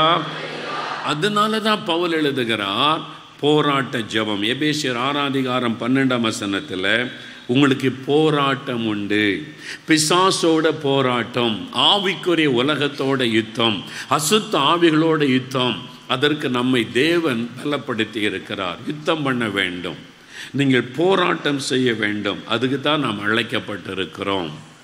ஆனால் ரோமர் 15:35 பவுல் சொல்லுகிறார், நான் ஜெபத்திலே போராடுகிறதை போல நீங்களும் என்னோட கூட போராடுங்கள் என்று அவர் சொல்லுகிறார். என் கூட சேர்ந்து போராடுங்க, யுத்தம் பண்ணுங்க, வார்ஃபேர் ப்ரேயர் பண்ணுங்க, ஒரு போராட்ட ஜெபம் பண்ணுங்க, என் கூட சேர்ந்து ஜெபம் பண்ணுங்க. பவுல் அந்த அனுபவம் உடையவராயிருந்தார், ஒரு போராட்ட ஜெபம் செய்கிறவராயிருந்தார். என் கூட சேர்ந்து அப்படி ஜெபிங்க என்பதாய் சொல்லுகிறார்.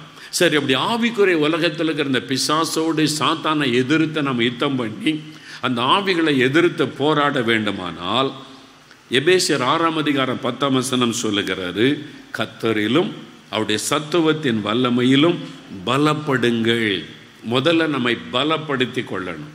எதிராளியோடு மோதுவதற்கு முன்பாக, அந்த பொல்லாத ஆவிகளின் கிரியைகளை எதிர்த்து நின்று யுத்தம் பண்ணுவதற்கு முன்பாக நம்மை பலப்படுத்தி கொள்ளணும். கர்த்தருக்குள்ளே நம்மை பலப்படுத்தி கொள்ளணும், அவருடைய வல்லமையிலே நம்மை பலப்படுத்தி கொள்ளணும். கர்த்தரோடு உள்ள ஐக்கியத்தில் பலமாக இருக்கணும். ஆண்டவரோடு உள்ள ஐக்கியம், கர்த்தரோடு நம்ம இணைந்திருப்பதில் நம்மை பலப்படுத்தி கொள்ளணும். ஆண்டவருக்கு நமக்கு நடுவாக எதுவும் வர இடம் கொடுக்கக்கூடாது.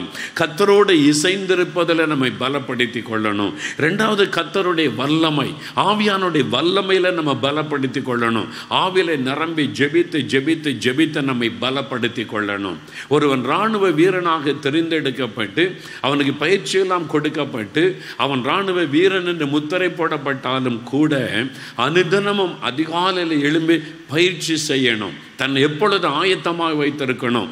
எந்த நேரத்தில் யுத்தம் வந்தாலும் இல்லை நான் ஒரு 10 நாள் ஆயத்தமாயிட்டு வரேன்னு சொல்லக்கூடாது.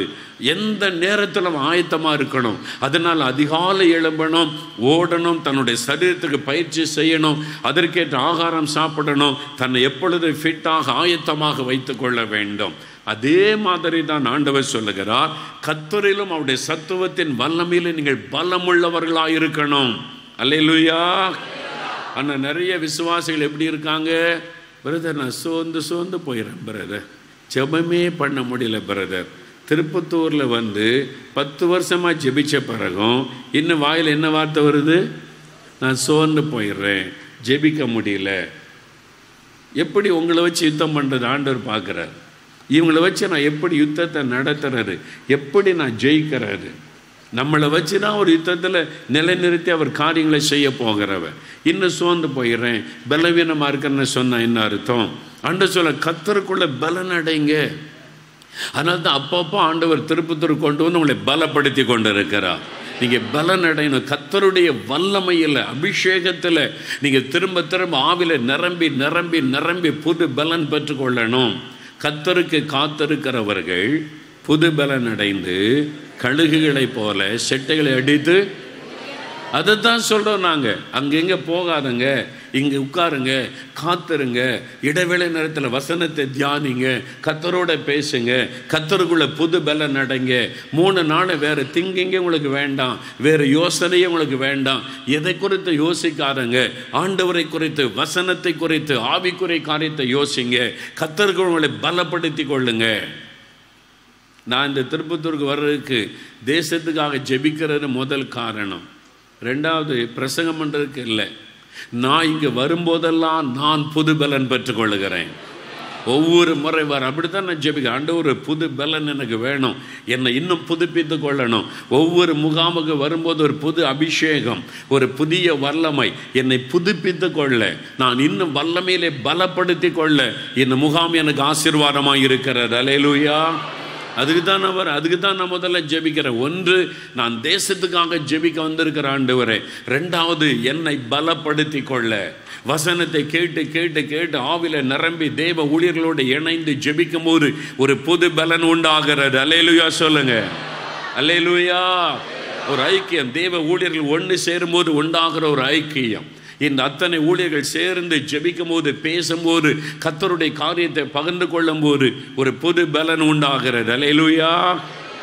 நேற்றுக்கு இரவு வந்துட்டு கொஞ்சம் பிந்தி வந்தேன். சாம் ஜெபத்தர் அண்ணனை பார்க்க போனேன். 11:30 மணி வரைக்கும் பேசி கொண்டு இருந்தேன்னா அவங்க பேசுகிறத நான் கேட்டு கொண்டு இருந்தேன். நிறைய சத்தியங்களை பைபிள்லேருந்து சொன்னா பாருங்க, அது பெரிய பாக்கியம். இந்த மாதிரி தெய்வ மனிதர் சொல்கிறதை கேட்கறது ஒரு பெரிய எனக்கு ஒரு பெரிய புது பலன். அவங்க நிறைய பைபிள்லேருந்து இந்த காரியம் அந்த காரியம் நாங்கள் விளக்கி சொல்லி கொண்டிருந்த போது என் ஆவியிலே ஒரு புது பலன் உண்டானதை என்னால் உணர முடிந்தது. இதெல்லாம் நம்ம அறிந்திருந்தால் கூட இன்னொருத்தர் வாய் மூலமாக கேட்கும் போது தான் ஒரு புது பலன் வருகிறார். நமக்கு பைபிள் வாசித்திருக்கோம், தெரிஞ்சிருந்தாலும் அவர் ஊழியக்காரன் மூலமாக இன்னொருத்தர் மூலமாக நம்ம கேட்கும்போது ஒரு புது பலன் வருகிறார். அல்லேலூயா. அதனால தான் நம்மை புதுப்பித்து கொள்ளவும் புது பலன் அடையவும் தான் இந்த முகாமை கர்த்தர் கொடுத்து, நீங்கள் எழும்பி யுத்தம் பண்ணணும், சாத்தானோடு யுத்தம் பண்ணணும், ஆண்டவருக்கு வழி ஆயத்தப்படுத்தணும், பொல்லாத ஆவிகளின் தந்திரங்களை அறிந்து மேற்கொள்ளணும். அதுக்கு தான் கர்த்தர் நம்மை கொண்டு வந்திருக்கிறார். அதுக்கு தான் ஆண்டவர் நம்மோடு பேசுகிறார். இன்னும் கர்த்தருக்குள்ள எப்படி பலன் அடையணும், இன்னும் எப்படி நீங்கள் ஆண்டவரை நேசிக்கணும், இன்னும் எப்படி அதிகமாக ஜெபம் பண்ணி கர்த்தரோடு நெருங்கி இருக்கணும், இன்னும் எப்படி அபிஷேகத்தில் பெருகணும். இதுக்கு தான் கர்த்தர் நம்மை கொண்டு வந்திருக்கிறார். அந்த புது பலனை பெற்றுக்கொள்ளணும். அல்லேலூயா. நீங்கள் யாரும் வந்த வண்ணமாய் திரும்ப போவது இல்லை. கர்த்தருக்குள்ளே புது பலனை பெற்றுக்கொள்ள போறீங்க, புது அபிஷேகத்தை பெற்றுக்கொள்ள போறீங்க. இங்கிருந்து புறப்படும் போது யுத்த வீரர்களாய் புறப்பட்டு செல்ல போறீங்க.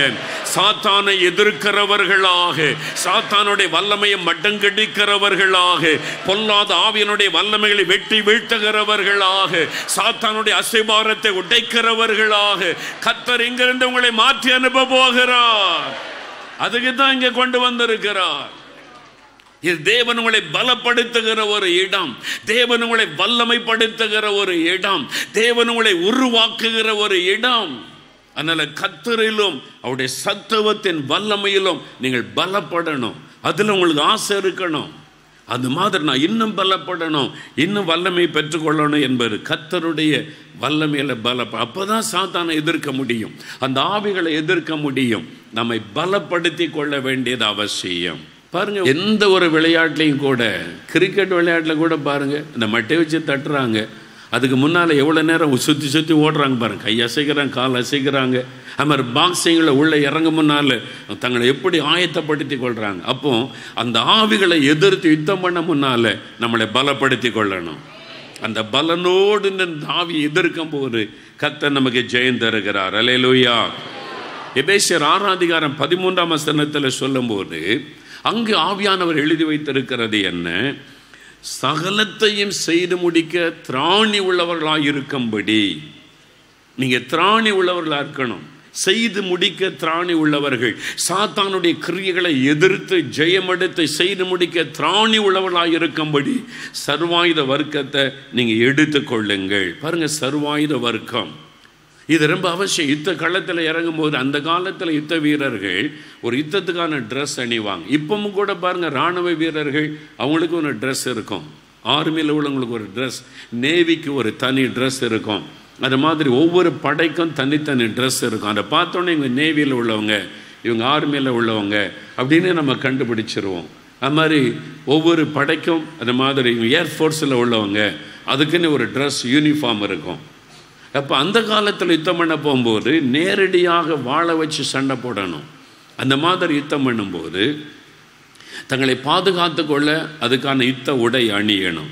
அதான் வசனம் சொல்லுங்க. 2 தீமோத்தேயு 2:3 வாசிக்கும் போது, நீயும் கிறிஸ்துவுக்கு நல்ல போர் சேவகனாய் தீங்கு அனுபவி என்று பவுல் எழுதுகிறார். நல்ல போர் சேவகன். நம்மை தேவன் போர் சேவகர்களாக நிலைநிறுத்தி இருக்கிறார். போர் செய்வதற்கு இராணுவ வீரர்களாய் மாற்றி இருக்கிறார். அல்லேலூயா சொல்லுங்க. சொல்லுங்க, நான் இயேசுவின் போர் சேவகன். நல்ல கரமுயர்த்தி கம்பீரமா சொல்லுங்க. உண்மையாவா? உண்மையா இயேசுவின் போர் சேவகர்களா? அல்லேலூயா. நான் இயேசுவின் போர் சொல்லும் போது சாத்தானுக்கு நடுக்கம் வரணும். அந்த மாதிரி சாத்தானை நான் இயேசுவின் போர் சேவகன் தெரியுமான்னு சொல்லுங்க. நீயா? சாத்தான் சொல்ல, நீயா? நீ தான் ஒரு சின்னது வந்தாலும் சுருண்டு படுத்து சோர்ந்து போயிட்டேன் நீ என்னை ஜெயித்திட முடியுமா? இன்னிலிருந்து சோர்ந்து போயிட்டேன்ற வார்த்தை விசுவாசி வாயில வரக்கூடாது. அல்லேலூயா சொல்லுங்க. சாத்தானே நான் யார் தெரியுமா?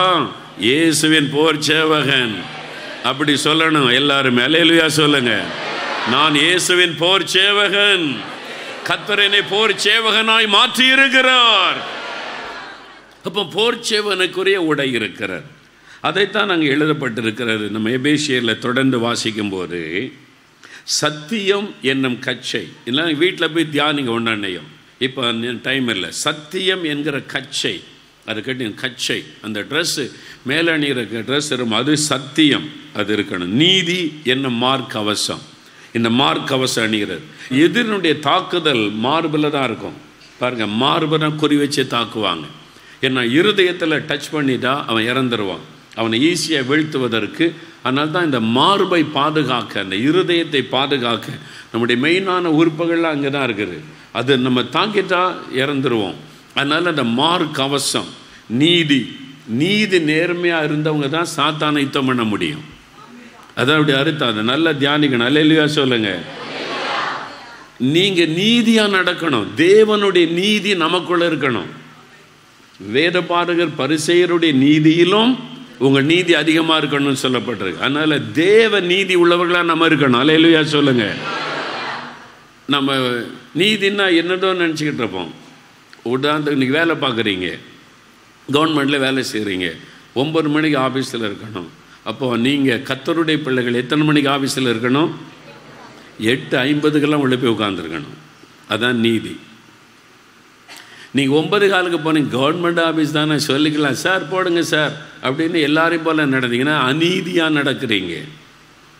நீங்கள் சாத்தானை எதிர்க்க முடியாது. அறிந்து கொள்ளுங்க, பெர்ஃபெக்டாக இருக்கவங்க, நீதியாக உள்ளவங்க அவங்க தான்.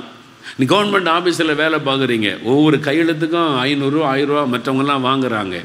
அப்போ வாங்குகிற வாய்ப்பு இருக்குது, லஞ்சம் வாங்குகிற வாய்ப்பு. நீங்கள் சொல்கிறீங்க நான் கர்த்தருடைய பிள்ளை, பரிதானம் வாங்க மாட்டேன்னு சொன்னீங்கன்னா நீதி உள்ளவர்கள். எல்லாரும் வாங்குறாங்க ஐயா, இதெல்லாம் இப்போ தப்பே கிடையாது, அப்படி வாங்கினா தான், இல்லைன்னா மரியாதை இல்லை, கொஞ்சம் வாங்கிக்கிறேன்னு வாங்கிட்டு இங்கே வந்து திருப்பத்தூரில் வந்து முழங்கால் போட்டு அந்நிய பாஷை பேசுனீங்க, அநீதி. சாத்தானுக்கு தெரியும் நீ அங்கே லஞ்சம் வாங்கிட்டு திருப்பத்தூரில் வந்து என்ன விரட்ட பார்க்குறியா, நீ ஒன்றை எனக்கு தெரியும்னு சொல்லிடுவான். அப்போ நீதியாக இருந்தால் தான் பிசாசு பயப்படுவான். உங்களுடைய வேலையில், குடும்ப வாழ்க்கையில், ஊழியத்தில், உங்களுடைய வீட்டுக்குள்ளே வாழ வந்த மருமகளை வாழ விடாமல் கரிசி கட்டிக்கிட்டே இருக்கிற, திட்டிக்கிட்டே இருக்க. என்னத்தை கொண்டு வந்தோம் வீட்டிலேருந்து, உன் அப்பா வீட்டில் இருந்து, அந்த புத்தி தானே உனக்கு இருக்குன்னு பிள்ளைய கண்ணீர் வடிக்க வச்சுக்கிட்டே இருந்துட்டு திருப்பத்தில் வந்து முக்காடு போட்டு அந்நிய பாஷை பேசினா பிசாசு பயப்படுவானா? உன் வீட்டில் வாழ வந்த ஒரு மகளாக உனக்கு நேசிக்க தெரியல, நீ அநீதியாய் நடக்கிறாய். உன் பிள்ளைக்கு ஒரு நீதி, மருமகளுக்கு ஒரு நீதியா? அநீதி. உன் ஜபத்தை கண்டில் நான் பயப்பட மாட்டேன்னு சாத்தான். புரியுதா எது நீதின்னு? இதெல்லாம் சொல்லாட்ட நம்ம விசுவாசிகளுக்கு மண்டையில் ஏறாது. இல்லைன்னா நீதின்னா ஏதோ நீதிபதியை நினச்சிக்கிட்டே இருப்போம். நீதியாக நடக்கிறீங்களா? உங்களுடைய லைஃப்பில், பர்சனல் லைஃப்பில் நீதியாக நடக்கிறீங்களா? யோசித்து பார்க்கணும். அந்த நீதி என்கிற மார்க்கவசம் நம்மளை பாதுகாக்கும். அல்லேலூயா. நீதியாக நடக்கிறவங்கள தான் சாத்தான் தொட முடியாது. பிசாசு உங்களை ஆட்டுறான்னா என்ன அர்த்தம்? அநீதியான ஏதோ ஒன்று உங்கள் வீட்டுக்குள்ளே இருக்குது, உங்கள் வாழ்க்கையில் இருக்குன்னு அர்த்தம். அப்போ சுயநீதி. சிலருக்கு என்ன சுயநீதி, நான் இப்படி தான் நடப்பேன், எனக்கு இப்படி, நான் ஜெபம் பண்ணும், அந்நிய பாஷை பேசுவேன், இப்படி தான் நடப்பேன். இது சுயநீதி. சுயநீதி உள்ளவங்களெல்லாம் சாத்தான் அடிச்சிருவான். அறிந்து கொள்ளுங்க, தேவ நீதி உள்ளவர்களாக இருக்கணும். அல்லேலூயா சொல்லுங்க. தேவ நீதி உள்ளவர்களாக இருக்கணும். அந்த நீதி என்கிற மார்க்கவசம் தான் உங்களை பாதுகாக்கும். நீங்கள் அநீதியான வாழ்க்கை, அது சுயநீதி, இது மாதிரி வாழ்ந்து கொண்டு இருந்தால் பிசாசை ஜெயிக்க முடியாது. அப்போ நீதி என்கிற மார்க்கவசம் அணியணும். சுவிசேஷத்திற்கான ஆயத்தம் என்கிற பாதரட்சை. அப்போ எல்லாரும் சுவிசேஷம் அறிவிக்கணும். அல்லேலூயா சொல்லுங்க. சுவிசேஷத்திற்கான ஆயத்தம் என்கிற பாதரட்சை. பாதரட்சை ரொம்ப முக்கியம். யுத்தத்துக்கு போகும்போது அதுக்கான ஒரு பாதரட்சை ஷூ, மிலிட்ரி ஷூ பார்த்துருக்கீங்களா? அது டிஃப்ரெண்ட்டாக இருக்கும். ஆர்மி போட்டிருக்கிற ஷூவே வித்தியாசமாக இருக்கும்.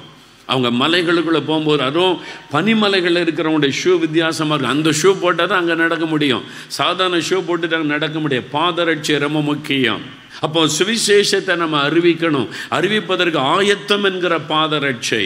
நம்ம அதற்காக ஜெபிச்சு, ஆண்டவரே உம்மை குறித்து நான் மற்றவங்களுக்கு சொல்லணும், சுவிசேஷத்தை அறிவிக்கணும், ஆத்தம் ஆராயம் பண்ணணும், என்னை ஆயத்தப்படுத்த. நீங்கள் வேலை பார்த்துக்கிட்டு இருந்தாலும், படிச்சுக்கிட்டு இருந்தாலும், பிஸ்னஸ் பண்ணினாலும் சுவிசேஷத்தை அறிவிக்கிற ஒரு ஆத்திரம் இருக்கணும். அதற்கு ஆயத்தமாக இருக்கணும். இதெல்லாம் இருந்தால் தான் சாத்தானை ஜெயிக்க முடியும். அல்லேலூயா சொல்லுங்க. அடுத்தது விசுவாசம் என்கிற கேடயம். அது கடைசி வர ரொம்ப முக்கியம். ரட்சண்யம் என்கிற தலை சீரா. தலையில் ஒரு கிரீட அணிவான் தெரியுமா? போர் வீரர்கள், நம்ம இராணுவ வீரர்கள் ஒன்று அணிச்சிருப்பாங்க, வித்தியாசமாக தொப்பி. அது இராணுவ வீரர்களுடைய அந்த கேப், அது வித்தியாசமாக இருக்கும். அதே மாதிரி ரட்சண்யம் என்னும் தலை சீரா, ரட்சிப்பு. சிலர் ரட்சிக்கப்படாமலேயே பிசாசை எதிர்த்து ஜெபம் பண்ணி பார்ப்பாங்க. நீயே ரட்சிக்கப்படலை, நீ எப்படி பிசாசு எதிர்க்க முடியும்? உண்மையாக அவங்க பாவம் மன்னிக்கப்பட்டிருக்கா? அப்படி ரத்தத்தினால் கழுவப்பட்டிருக்கீங்களா? இயேசுடைய பிள்ளையா ரட்சிப்பின் அனுபவத்தை பெற்றிருக்கிறீங்களா? அந்த தலைச்சேரா, தலை பாதுகாக்கப்படணும். தலையை தாக்குவான் சாத்தான்.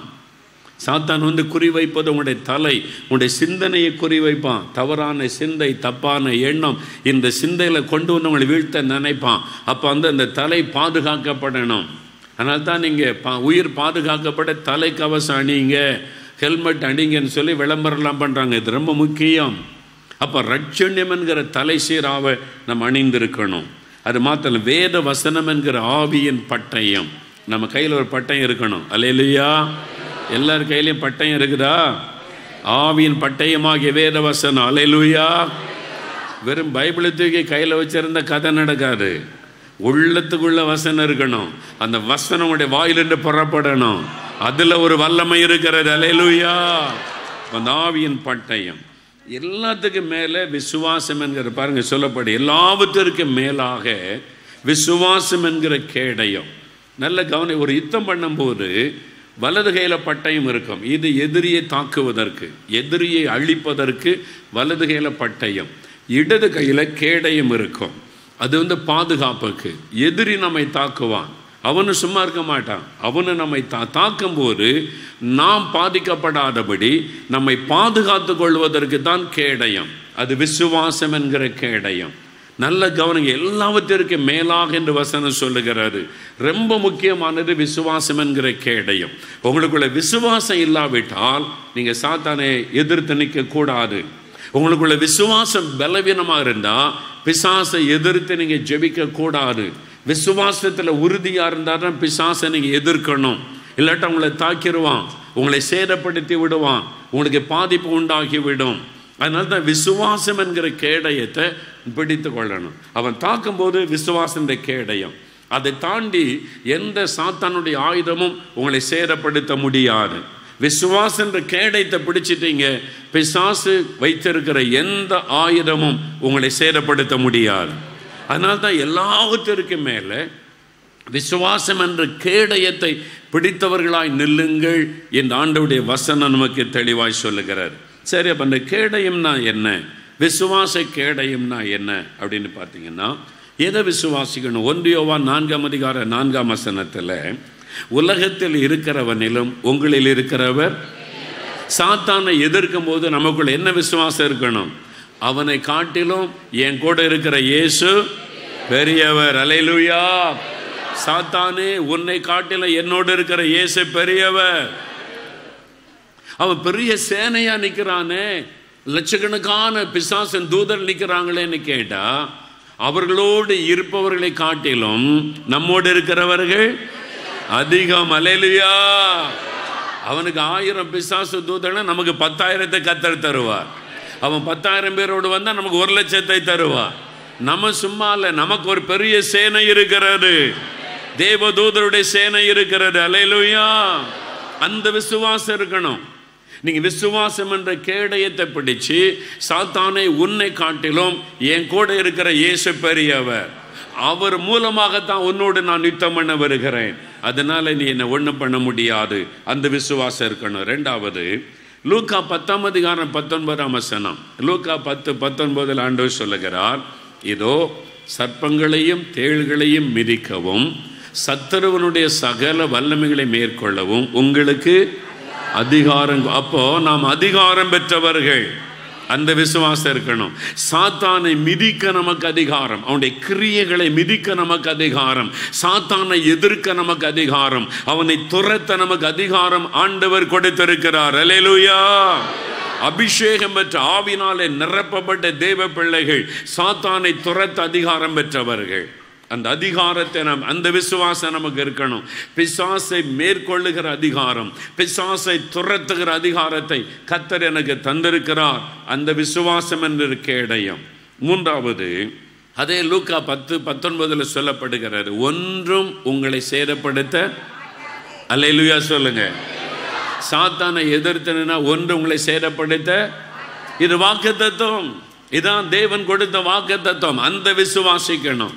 சில நீ பிசாசை எதிர்த்து ஜெபிச்ச, அங்கே இருக்கிற பிசாசெல்லாம் உன் வீட்டுக்கு வந்துடும், நீ ஜெபிக்காத அப்படின்னு சில ஊழியர்கள் ஆலோசனை கொடுப்பாங்க. நீங்கள் வேத வசனத்தை நம்புறீங்களா, ஊழியக்காரங்க சொல்கிறத நம்புறீங்களா? இயேசு சொல்கிறாரு, உன்னை சேதப்படுத்தாது, ஒன்றும் உன்னை சேதப்படாது. சில ஊழியக்காரன் சொல்கிறாங்க, நீ ஜெபிச்ச உனக்கு சேதம்தான், உனக்கு பாதிப்பு தான் சொல்கிறாங்க. இயேசு சொல்கிறத நம்புறதா, ஊழியக்காரன் சொல்கிறத நம்புறதா? இயேசு சொல்கிறத நம்ப பழகுங்க. ஒன்று சேதப்படுத்தாது. ஆனால் ரட்சிக்கப்படாமல், பரிசுத்தாவின் அபிஷேகம் பெறாமல் பிசாசை எதிர்த்தா பாதிக்கப்படுவீங்க. அதையும் சொல்லிடுறேன். நீங்கள் ரட்சிக்கப்படாமல், அபிஷேகம் பெறாமல், ஆவின் அபிஷேகம் பெறாமல் பிசாசை எதிர்த்து நிற்க முடியாது. உங்களை அவன் தாக்கிடுவான். அதனால் அந்த அபிஷேகம் பெற்று நின்றாதான் அவங்களுக்கு தான் கர்த்தருடைய பாதுகாப்பு. அதனால் அதையும் நீங்கள் மனசில் வைத்து கொள்ளணும். அதனால் பிசாசை எதிர்த்து நிற்கும்போது விசுவாசம் என்கிற கேடயத்தை பிடிக்கணும். அவனை காட்டிலும் என்னோடு இருக்கிறவர் பெரியவர், அவனை துரத்துகிற அதிகாரத்தை ஆண்டவர் எனக்கு தந்திருக்கிறார். 3வது, அது என்னை சேதப்படுத்த முடியாது. அல்லேலூயா. சாத்தானை சேதப்படுத்த முடியாது. அல்லேலூயா. அப்படி விசுவாசிங்க. நீங்க விசுவாசித்தீங்கன்னா சேதப்படுத்தாது. ஆமென். அதுக்கு என்ன பண்ணணும்? பிசாசை எதிர்க்கணும். அவன் வானமண்டலத்தின் ஆவிகளை எதிர்த்து ஜெபிக்கணும். எப்படி ஜெபிக்கிறாரு? எபேசியர் 6:18 பவுல் எழுதுகிறார். அதனால தான் நீங்கள் எந்த சமயத்திலும் சகலருமான வேண்டுதலோட விண்ணப்பத்தோடும் ஆவியினாலே ஜெபம் பண்ணி அதன் பொருட்டு மிகுந்த மன உறுதியோடும் என்று சொல்லுகிறார். எப்படி ஜெபிக்கணுமா? ஆவியினாலே. pray in the spirit. அப்போ அந்த புதிய வானத்தை நம்ம பார்க்கணும். அந்த வானமண்டலத்தின் ஆவிகளை துரத்தணுமானா ஆவிக்குள்ளே ஜெபிக்கணும். pray in the spirit. பரிசுத்த ஆவிக்குள்ளே ஜெபிக்கணும். யூதா நிருபம் 20ஆம் வசனத்திலும் பரிசுத்த ஆவிக்குள்ளே ஜெபம் பண்ணுங்கள் என்று வசனம் எழுதப்பட்டிருக்கிறது. ஏன் நம்ம பரிசுத்த ஆவிக்குள்ளே ஜெபிக்கணும்? சாதாரணமா ஜெபம் பண்ணிட்டு பிசாச போகாதா? ஏன் பரிசுத்த ஆவிக்குள்ளே நம்ம ஜெபிக்கணும்? எபேசியர் 6:12 வாசிக்கிறோம். நம்முடைய போராட்டம் மாம்சத்தோடும் இரத்தத்தோடும் அல்ல. மாம்சமும் இரத்தமுடைய மனிதனோடு அல்ல. அவங்களை கண்களால் பார்க்க முடியும். ஆனால் நாம் யுத்தம் பண்ணுவது ஆவிக்குரிய உலகத்தோடு யுத்தம். மாமிச கண்களால் பார்க்க முடியாத ஒரு உலகம் இருக்கிறது. அந்த உலகத்தோடு யுத்தம் பண்ணுகிறோம். இது ஆவிக்குரிய உலகத்தோடு தொடர்புடைய ஒரு யுத்தம்.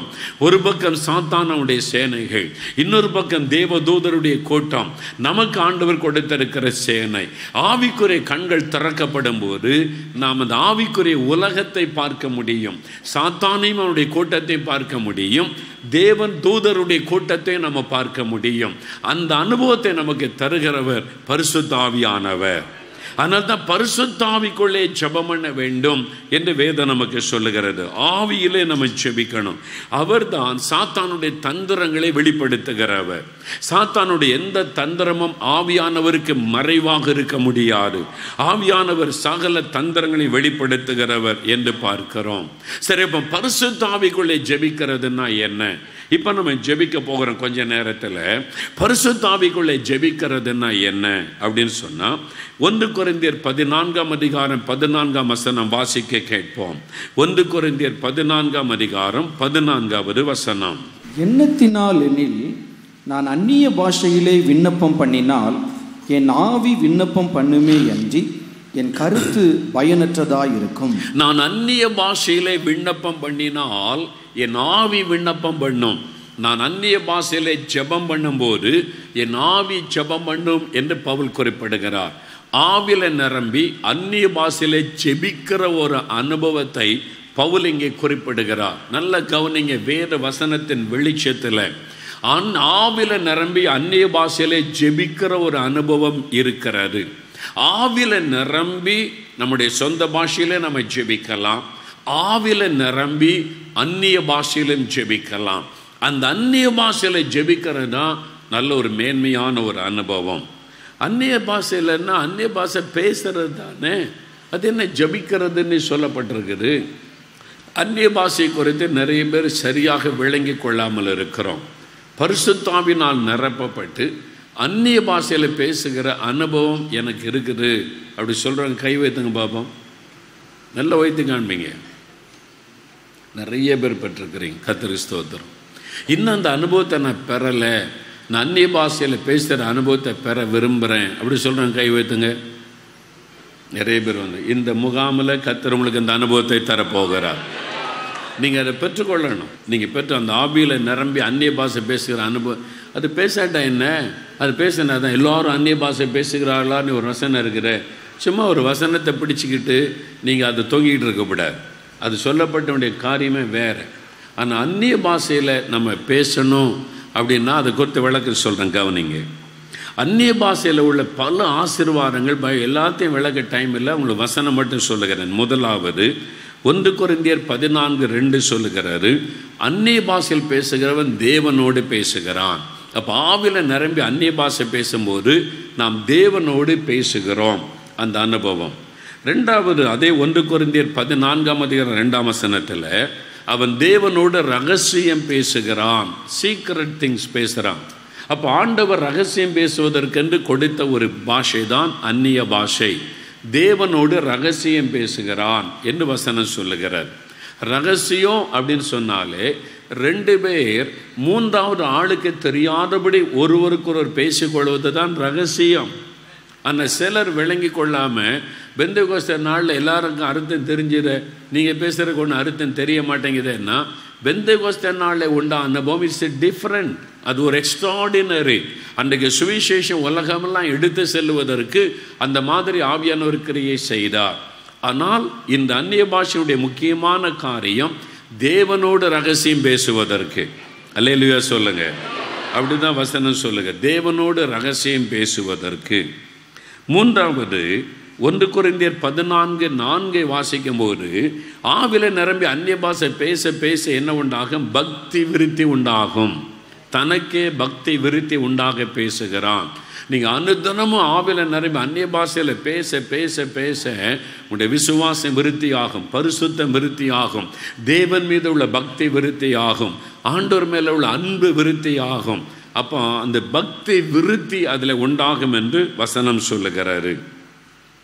அப்போஸ்தலர் 19:6 வாசிக்கும் போது எபேசு பட்டணத்தில் அந்த விசுவாசிகள் மீது ஆவியானவர் இறங்கின போது அந்நிய பாஷை பேசி தீர்க்க தரிசனம் உரைத்தார்கள். அப்போ அந்நிய பாஷை பேசி தீர்க்க தரிசனம் உரைக்கிற ஒரு அனுபவம் இருக்கிறது. 1 கொரிந்தியர் 14:14 வாசிக்கும் போது அந்நிய பாஷையிலே ஜெபம் பண்ணுகிற ஒரு அனுபவத்தை குறித்து பவுல் குறிப்பிடுகிறார். நான் அந்நிய பாஷையில் விண்ணப்பம் பண்ணினால். 1 கொரிந்தியர் 14:15 வாசிக்கும் போது அந்நிய பாஷையில் பாட்டு பாடுவதை குறித்த அனுபவத்தை பவுல் சொல்லுகிறார்.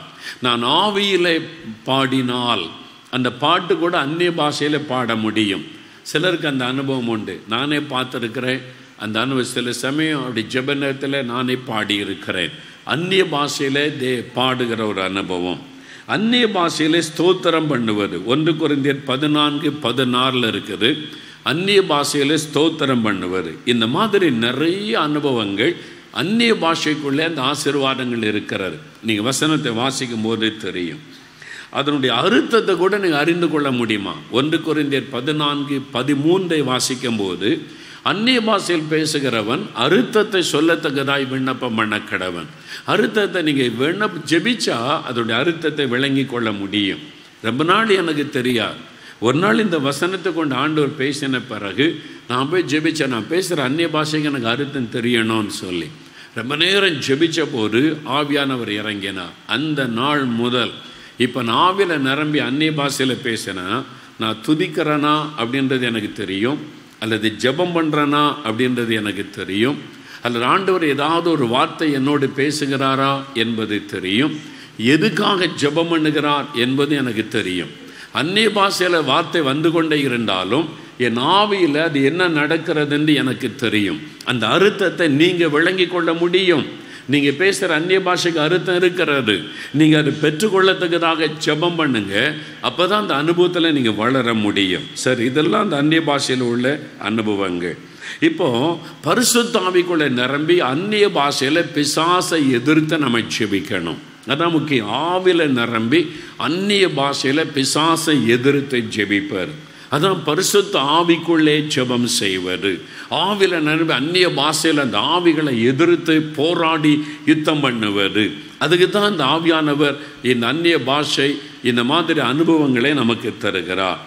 இப்போ அந்த பரிசுத்தாவின் அபிஷேகம் பெற்று அந்நிய பாஷையில் ஜெபிக்கும் போது பிசாசை எதிர்த்து நிற்கும்போது நல்ல கவனிங்க, பிசாசுக்கு எதிர்த்து நில்லுங்கள், உங்களை விட்டு. அப்போ அவனை எதிர்க்கணும். சாத்தானே உன்னை எதிர்க்கிறேன். சில சமயம் அவங்க வீட்டுக்குள்ளே கிரியை செய்வான், உங்களுடைய வேலை செய்கிற இடத்துல கிரியை செய்வான், உங்கள் சபைக்குள்ளே ஊழியத்தில் கிரியை செய்வான். எதிர்த்து நில்லுங்க. உன்னை எதிர்க்கிறேன், என்னை வீட்டை விட்டு வெளியேறு இயேசுவின் நாமத்தில். இயேசுடைய ரத்தத்தை வீட்டுக்குள்ளே தெளிக்கிறேன். எங்கள் குடும்ப சமாதானத்துக்கு எடுக்கிற ஆவியே உன்னை விரட்டுகிறேன்னு சொல்லுங்கள். எங்கள் பிஸ்னஸில் வேலையில் இந்த மாதிரி என்னை டிஸ்டர்ப் பண்ணுகிற பொல்லாத ஆவியே, பொறாமையின் ஆவியே உன்னை கடிந்து கொள்ளுன்னு சொல்லுங்கள். உங்களுடைய வேலையில் ஒரு மாற்றம் வரும். ஊழியத்தில் போராட்டம் வருது, அந்த ஆவியை எதிர்த்து ஜெபிங்க, உங்களுடைய ஊழியத்துக்குள்ள மாற்றம் வரும். அவன் உங்கள் சரீரத்தை சாத்தான் தாக்கக்கூடும். இயேசுவின் நாமத்தில் உன்னை எதிர்க்கிறேன், என் சரீரம் தேவனுடைய ஆலயம், இதை தொடாதே அப்படின்னு எதிர்த்து ஜெபிச்சு பாருங்க. அந்த ஆவி போனோன்னு உங்களுடைய சரீரமே ஒரு ரிலீஃப் ஆகிரும், பலவீனம் மாறிடும். இதெல்லாம் நீங்கள் கற்றுக்கொள்ள வேண்டும். இதில் முக்கியமானது இன்றைக்கு புதிய வானம் உண்டாக்கப்படணும். அல்லேலூயா சொல்லுங்க. ஆண்டவர் வரும்பொழுது வானம் புதிதாக்கப்படணும். அப்போ அங்கே இருக்கிற வானமண்டலத்தின் ஆவிகளை நம்ம விரட்டணும். பரிசுத்த ஆவிக்குள்ளே நிரம்பி அந்நிய பாஷையில் அவனை விரட்டுகிறோம், நீ துரத்தணும். இந்தியாவை விட்டு அவனை ஓட வைக்கணும்.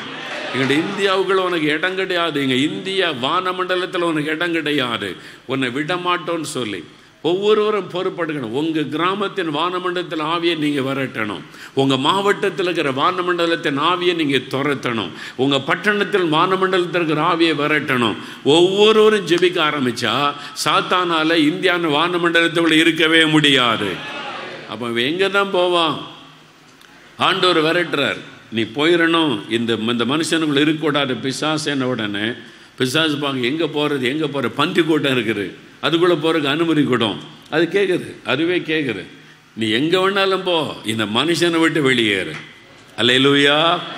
இந்த மனுஷனை விட்டு வெளியேறு. அந்த பன்றி கூட்டத்துக்குள்ளே போய் கடலில் விழுந்து மாண்டு விட்டார்.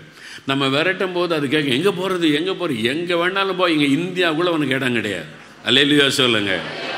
ஆமாம், இந்தியாவை சுற்றி கடல் இருக்குல்ல, ஓடிப்போ கடலுக்குள்ளே. உங்களுக்கு எங்கள் தேசத்தின் எல்லைக்குள்ளே உனக்கு இடம் கிடையாது. அல்லேலூயா சொல்லுங்க. ஏன்னா என் மணவாளன் இயேசு அந்த ஆகாயத்தில் வந்து நிற்க போகிறார். என் எஜமானன் வரப்போகிறார், என் ராஜா வரப்போகிறார். வழி ஆயத்தமாக்கப்படணும். பொல்லாதவனே உனக்கு இடமில்லை, உன்னை நாங்கள் விரட்டுகிறோம் இயேசுவின் நாமத்தில். அப்படி துரத்துற. அப்படி பிசாசை எதிர்த்து நிற்கும் போது ரொம்ப கவனிக்க வேண்டிய ஒரு காரியம், யாக்கோபு 4:7 வாசிங்க. யாக்கோபு 4:7. ஆகையால் தேவனுக்கு கீழ்ப்படிந்திருங்கள், பிசாசுக்கு எதிர்த்து நில்லுங்கள், அப்பொழுது அவன் உங்களை விட்டு ஓடி போவான். நல்ல கவனிங்க வசனத்தை. பிசாசுக்கு எதிர்த்து நில்லுங்கள், உங்களை விட்டு ஓடி போவான். எதிர்க்கிறதுக்கு முன்னால தேவனுக்கு கீழ்ப்படிந்திருங்கள். நல்ல வசனத்தை கவனிங்க. பிசாசை நீங்கள் எதிர்க்க, நீங்கள் அபிஷேகம் பெற்றிருக்கலாம், அந்நிய பாஷை பேசலாம், வரம் பெற்றிருக்கலாம், ஊழியமே செய்யலாம். பிசாசை எதிர்த்து ஜெபிக்கிறதுக்கு முன்னால் உங்களுடைய உள்ளத்தை சோதிச்சு பாருங்க. வசனத்துக்கு கீழ்ப்படிங்க. ஏதாவது வசனத்துக்கு கீழ்ப்படியாமல் இருந்தீங்கன்னா நீங்கள் பிசாசை ஜெயிக்க முடியாது. நீங்கள் அபிஷேகமே பெற்றிருந்தாலும் சரி, ஊழியக்காரனாகவே இருந்தாலும் சரி, இப்போ ஏதோ ஒரு வசனத்துக்கு நீங்கள் கீழ்ப்படியலை, உங்களுடைய லைஃப் வசனத்துக்கு ஒத்ததாக இல்லைன்னா சாத்தான் உங்களை மேற்கொண்டுருவான், நீங்கள் அவனை விரட்ட முடியாது. அதனால தான் வசனம் பிசாசுக்கு எதிர்த்து நில்லுங்கள். அப்படி சொல்கிறதுக்கு முன்னால் வசனத்துக்கு கீழ்ப்படிங்க, தேவனுடைய வார்த்தைக்கு கீழ்ப்படிங்க. அப்போ முதலாவது அதை ஆராய்ந்து பண்ணா, இதாவது கீழ்ப்படிய வேண்டியது இருக்கிற ஆண்டவரே, எங்காவது தப்பு பண்ணி இருக்கிறேன், நான் உடைய வசனத்தின்படி என் லைஃப் இருக்குதா, நான் இன்னும் கீழ்ப்படிய வேண்டியது ஏதாவது இருக்கிறா, கீழ்ப்படிய ஒப்பு கொடுங்க. ஆண்டவரே, உடைய வசனத்துக்கு கீழ்ப்படிய ஒப்பு கொடுக்கிறேன், உடைய வசனம் என்ன சொன்னாலும் அதன்படி செய்ய என்னை ஒப்பு கொடுக்கிறேன். வசனத்துக்கு ஒப்பு கொடுக்கணும். அதனால தான் வசனத்தை தியானித்து ஜெபிக்கணும். வேத வசனத்தை தியானித்து ஜெபிக்கிறவங்க தான் சாத்தானை ஜெயிக்க முடியும். அல்லேலூயா. ஒரு பையன் வந்துட்டு வாலி பையன், அவங்க அம்மா சொல்கிறாங்க ஊழியத்துக்கு ஒப்பு கொடுத்துருக்கான்றாங்க.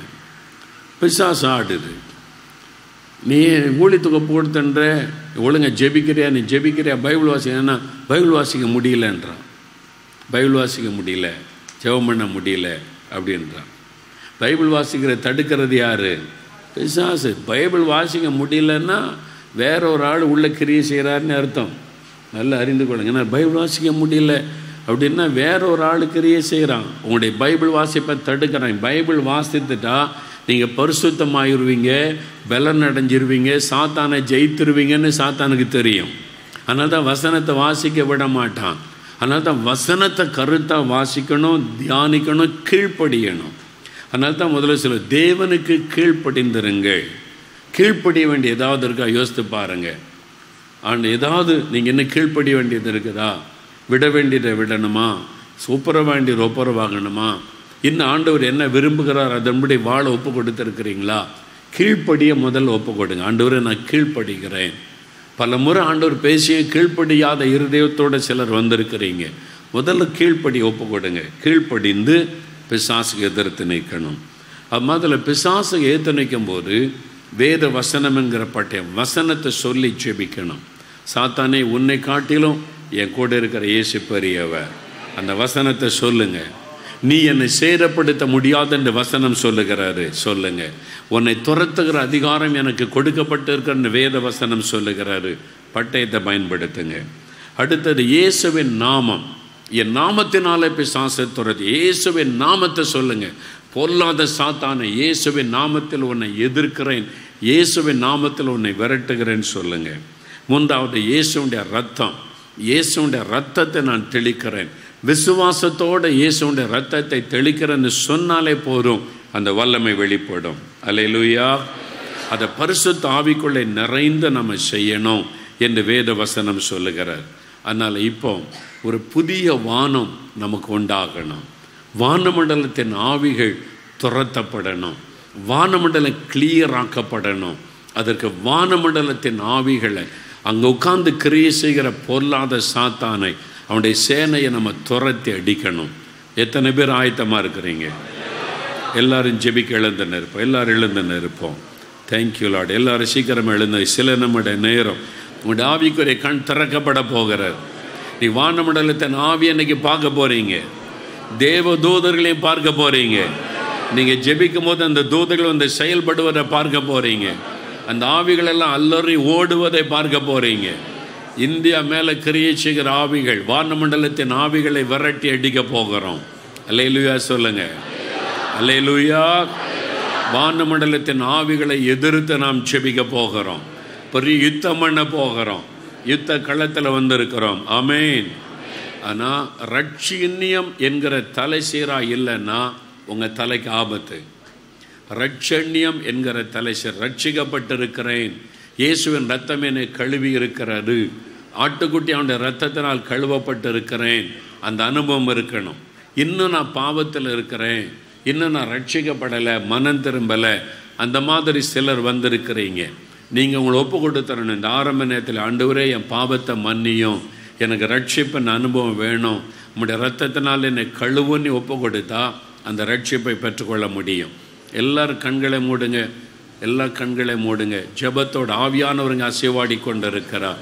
இப்போ பரிசுத்த ஆவியானவர் இன்னும் ரட்சிக்கப்படாத சிலரை உணர்த்துகிறார். இன்னும் நீ ரட்சிக்கப்படலை, இன்னும் பாவத்துக்கு இடம் கொடுத்திருக்கிற, நீ உன் பாவத்தை விட்டு மனம் திரும்பலை, என் ரத்தத்தினால நீ கழுவப்படலை, அதனால் நீ எதிர்க்க முடியாது, நீ இன்னைக்கு ரட்சிக்கப்படணும்.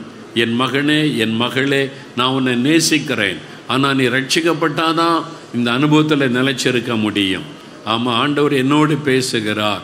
நான் ரட்சிக்கப்படலை, ரட்சிப்பின் அனுபவம் எனக்கு இல்லை, நான் இன்றைக்கு என்னை ஒப்பு கொடுக்கிறேன், இயேசுவின் ரத்தம் என்னை கழுவணும், ரட்சிப்பின் சந்தோஷம் எனக்கு வேணும், இயேசுவை என் சொந்த ரட்சகராக என் உள்ளத்தில் ஏற்றுக்கொள்ளுகிறேன், என்னை ஒப்பு கொடுக்கிறேன்.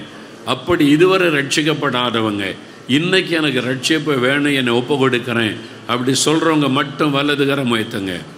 அவங்க மட்டும் வலதுகரம் உயர்த்துங்க. இன்னும் ரட்சிக்கப்படலை, எனக்கு ஆண்டவர் என்கிட்ட பேசுகிறார், என் பாவத்தை உணர்கிறேன், நான் ரட்சிப்பின் அனுபவம் எனக்கு வேணும். அநேகருடைய கரங்கள், உங்களுடைய வலது கையை இருதயத்தில் வைங்க.